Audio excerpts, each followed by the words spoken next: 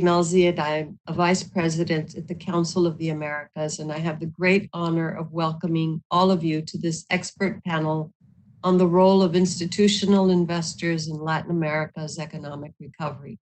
Thank you for joining. At the outset, I'd like to ask everyone to make sure their phone is on mute so we can avoid background noise.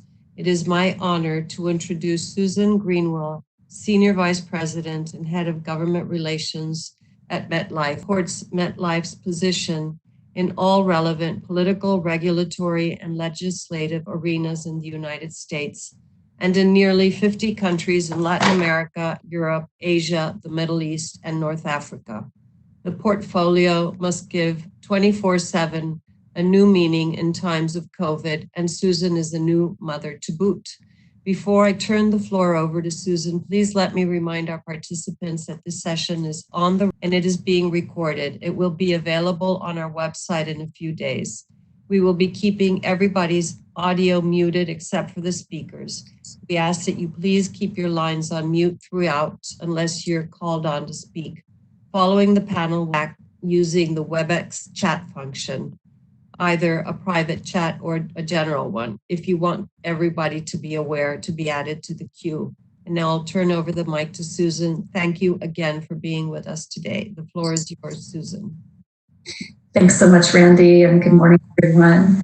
It's really an honor for me to moderate this panel on such an important and a timely topic.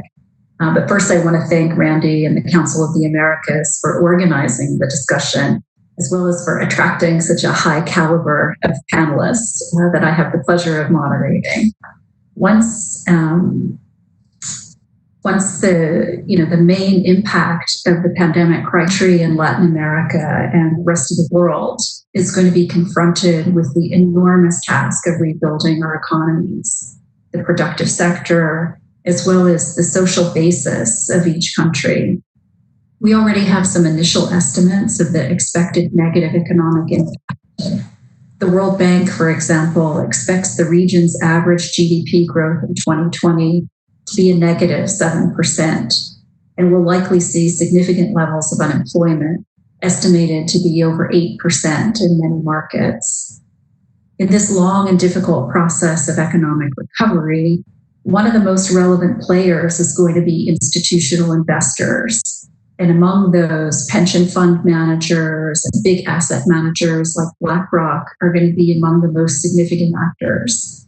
The decisions that they make, what sectors they'll invest in, who they'll partner with, and certainly the relationships they're going to build with governments, regulators, and other stakeholders.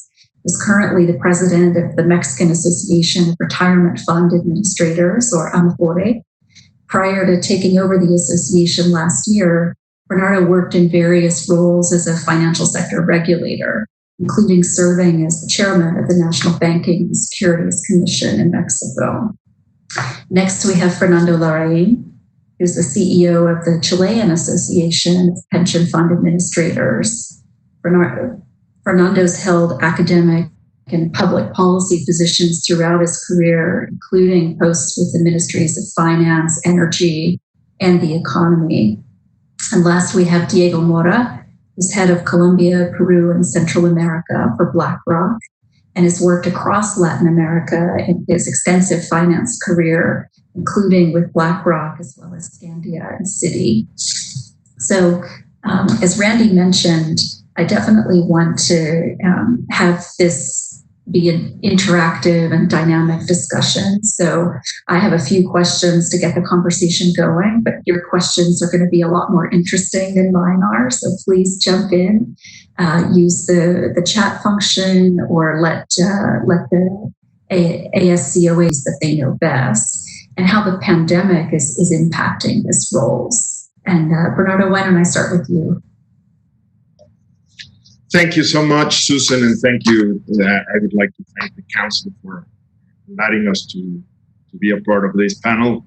I'm really honored. Thank you. Regarding the Mexican savings system, by the end of May, total savings in the system reached 4.2 thirds of the growth that the system has had in the past comes from returns that Afores have obtained for workers. For millions of Mexicans, Afores are their first contact with the financial system. Right now, as you know, we are a population of 120 million Mexicans.